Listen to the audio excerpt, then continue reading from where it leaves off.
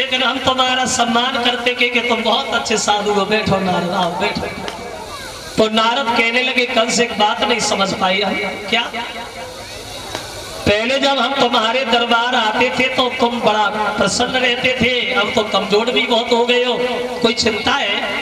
अरे कोई बीमारी लगी है तो दवा करा, नहीं तो मर जाओ। और किसी दुश्मन का भी है तो तुम्हारे पास तो बड़े बड़े बहादुर, किसी को भेज दो मरवा दो। कंस कहने लगा बाबा बड़ा चिंता लगी है। काहे की? मरने की? मरना चाहते हो? अरे बाबा मरना कौन चाहता है, मैं तो जिंदा रहना चाहता हूँ। किसने कहा मरो? देवता। क्या कहा? मेरी बहन का 8वां लड़का मेरा काल होगा। तो क्या? अरे 8वां होगा मार दूंगा। किसी बच्चे ने जन्म लिया, हाँ मेरे से छोड़ दिया, क्यों? पहला दस लिए 8वां मारूंगा। तो नारद जी बोले लगता है एक बात बताओ कंस, किसी बच्चे ने जो जन्म लिया उसे आपने छोड़ दिया? हाँ। तो अब हमें मालूम पड़ता है तुम 8वें तक पहुंचोगे नहीं, तुम्हारी मौत ही आ गई। और जो कंस ने सुना मौत ही आ गई, कंस गद्दी से उछल पड़ा, बाबा जी आ गई, किधर से आ गई? बोले दिखाई नहीं देती है कंस। सुनो तुमने ये कैसे समझ लिया ये देवकी का पहला ही लड़का था? अरे सोचने वाली बात है, अगर ये 8वां पहला बन के आ गया हो तो 8वां पहला बन जाए, पहला 8वां बन जाए, 5वां 6वां बन जाए, 6वां 7वां बन जाए, 7वां 8वां बन जाए, किसने देखा? ये तो अंदर की बात है। कंस ने सुना, बोले बाबा जी तो इसका मतलब सीधी सी ये न कहते हो कि देवकी का भी बच्चा बचना ही नहीं चाहिए? हमने कब का मारो? नारद बोले बात बताई तो जानो, फैसला तुम्हारे ऊपर है, मारो छोड़ो।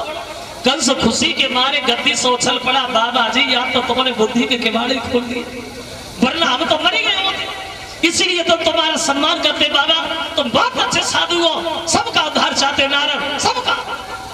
तो हंसने लगे नारद, बोले कंसराज सबका उद्धार तुम बाद में चाहते हैं, सबसे पहले तुम्हारा उद्धार चाहते, लेकिन क्या करे बड़ा देर हो रही है।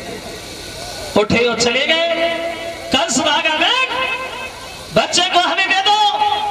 कहने लगे भैया ये वही लड़का है जिसे तुमने छोड़ दिया, तब छोड़ दिया, अब थोड़ी छोड़ेंगे। अब हुआ ये पैर पकड़ के घुमाएंगे दीवार हरिवार, और बसा देखेंगे दादी मैया को आओ तुम्हारो।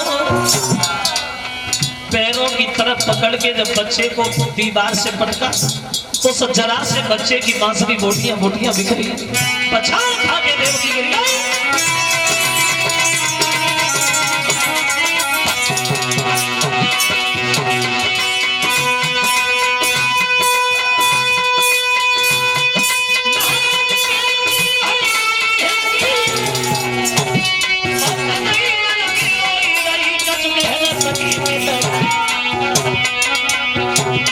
ऐसो भैया पत्थर बहु करे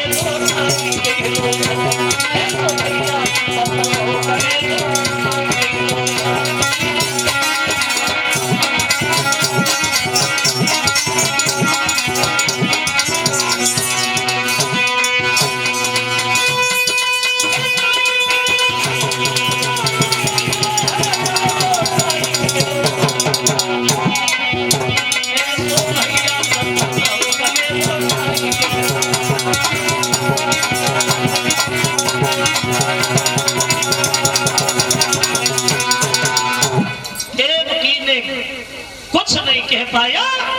कंस ने एक नहीं देवकी के 6 बच्चों को ऐसे मौत के घाट उतार दिया। 7वां गर्भ जब देवकी के आया तो भगवान मां एक चाल चलते, उस बच्चे को देवकी के गर्भ से योग माया द्वारा निकलवा करके रोहिणी के गर्भ पहुंचाया। ये रोहिणी वसुदेव की दूसरी पत्नी है जो गोकुल में रहती है। जब वह बच्चा पैदा हुआ तो उस बच्चे का नाम रखा गया बलराम। और इधर पूरी मथुरा में ये खबर भेज दी गई कि देवकी का 7वां गर्भ खंडित हो गया।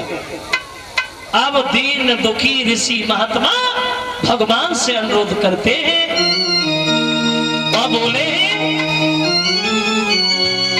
तुम्हारे अलावा कोई नहीं है मेरा। और बोले तेरे सुना इतनारी और मोके पीर मणि तिवारी तेरे सुना।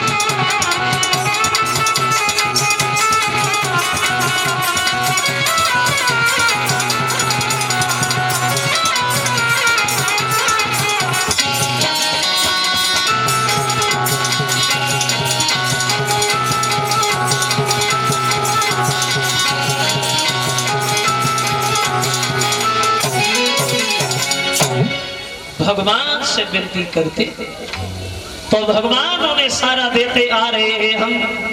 और इधर चले भगवान, भादों का महीना, कृष्ण पक्ष अष्टमी, दिन बुधवार को चले हैं भगवान।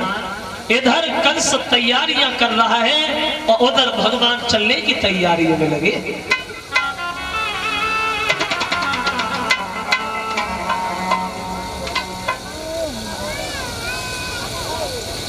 ये 500 रुपया हमारे करीब आए हैं,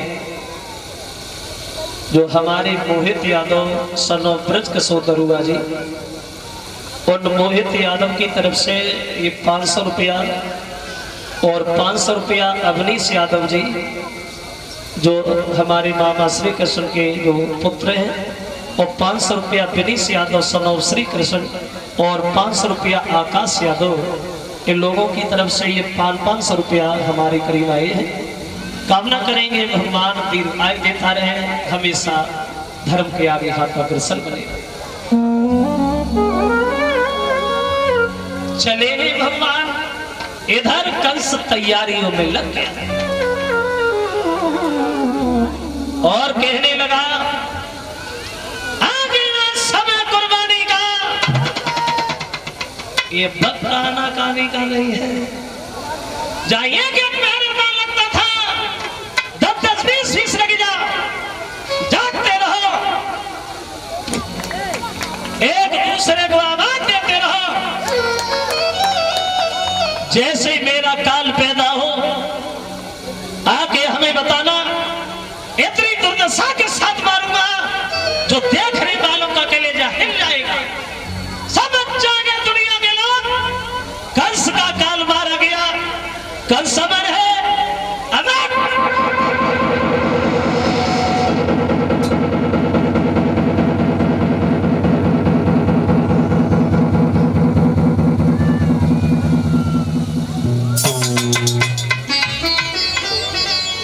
तैयारियों में लगा है कंस, क्या कसा है वहां, तो आठ में गर्भ की बारी थी और तो कंस के यहाँ